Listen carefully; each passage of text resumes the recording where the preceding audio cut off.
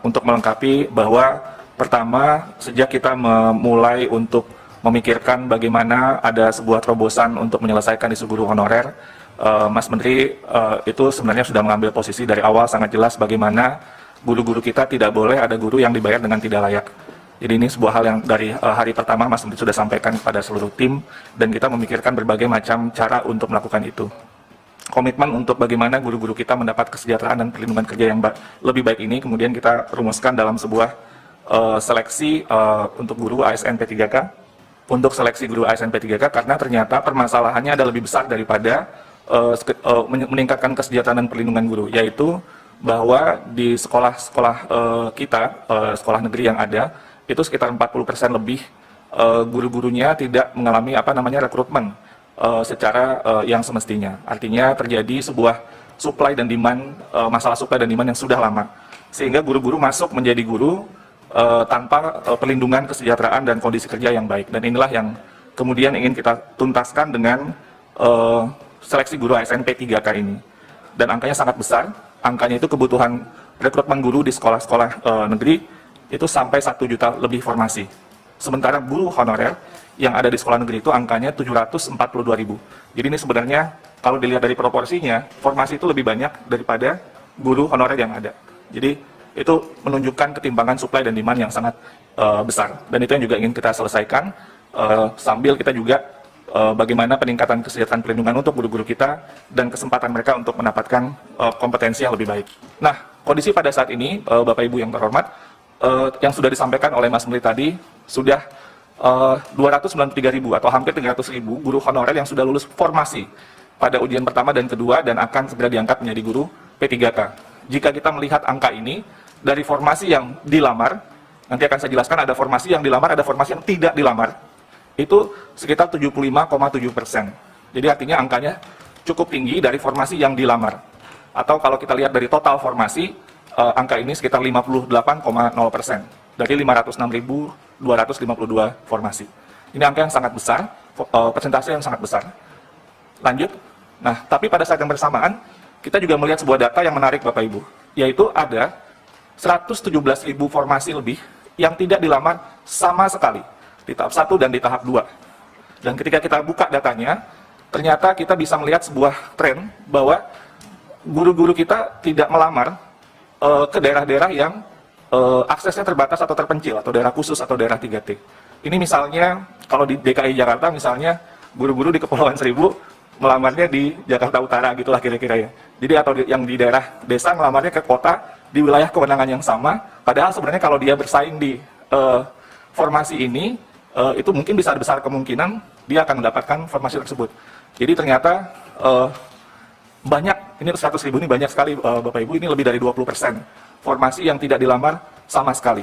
Ya ini nanti mungkin kita bisa isi dengan optimalisasi formasi. Tapi ini sebarannya juga ada per provinsi yang mungkin juga bisa menjadi perhatian Bapak Ibu sekalian. Lanjut.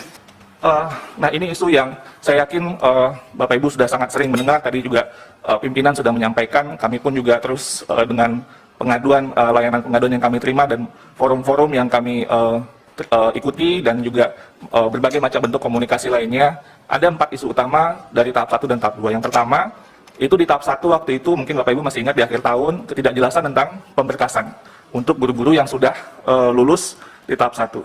Ini sudah jalan, ada solusi yang segera dilakukan, yaitu surat BKN untuk menjadi dasar bagi Pemda untuk segera memproses pengangkatan P3K guru-guru honorer di daerahnya masing-masing.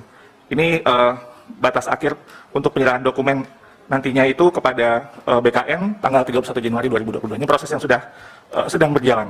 Lalu yang kedua, ketiga sebenarnya itu mirip, tapi yang ketiga nanti akan itu lebih fokus kepada masalah yang sangat kritis yang tadi sudah disampaikan oleh Mas Menteri dan sudah dijelaskan bagaimana posisi kita, adalah yang sudah lulus passing grade.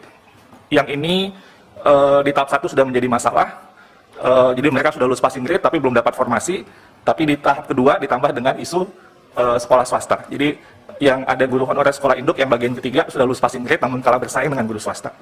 Nah inilah yang isu yang terus kita juga menerima banyak sekali masukan-masukan dari berbagai pihak, dan kita melihat sebenarnya seperti tadi saya sampaikan, jika Pemda mengajukan formasi secara maksimal 1 juta formasi, maka sebenarnya formasi itu berlebih 250.000 atau sekitar 25% dari guru honorer existing. Jadi sebenarnya formasi itu jauh lebih banyak daripada guru honorer yang ada di lapangan. Jadi sehingga kita akan terus mendorong, memperjuangkan bersama-sama bagaimana Pemda bisa memaksimalkan pengajuan formasi tahun ini. Nah, yang waktu itu saya juga sama Kang Dede waktu di podcastnya juga menyampaikan tentang ini. Di tahun 2021 itu sebenarnya sudah ada surat dari Kementerian Keuangan untuk menjelaskan alokasi dana per Pemda. Yang surat ini disampaikan ke seluruh kepala daerah, gubernur, bupati, dan wali kota. Dan untuk tahun 2022 ini sudah disampaikan dari tahun 2021. Jadi suratnya tanggal 13 Desember tahun 2021 dari Dirjen Perimbangan Keuangan untuk menyampaikan bahwa perhitungan anggaran P3K dalam dana alokasi umum itu sudah dilakukan dan bersifat earmark.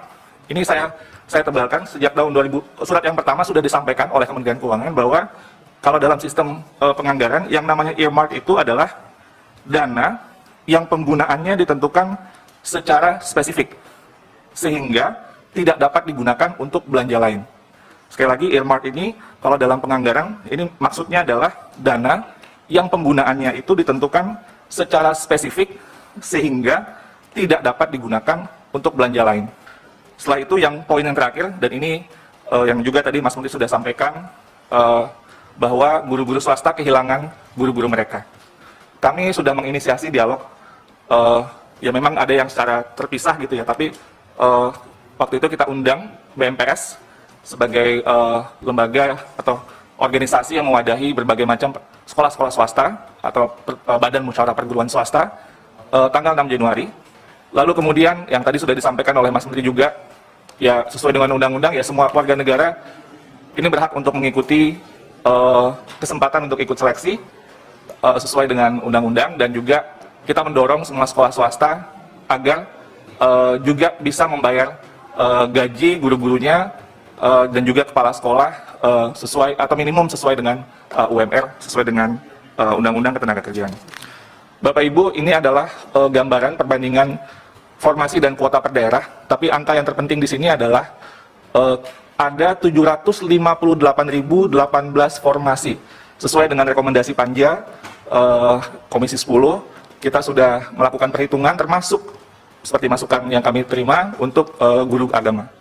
Terakhir slide-nya, ini maksudnya untuk meng-highlight Bapak Ibu apa yang mungkin nanti bisa kita share juga surat dari Kementerian Keuangan. Tapi intinya adalah sudah ditetapkan alokasi DAU tahun anggaran 2022 berdasarkan formula alokasi dasar dan celah fiskal.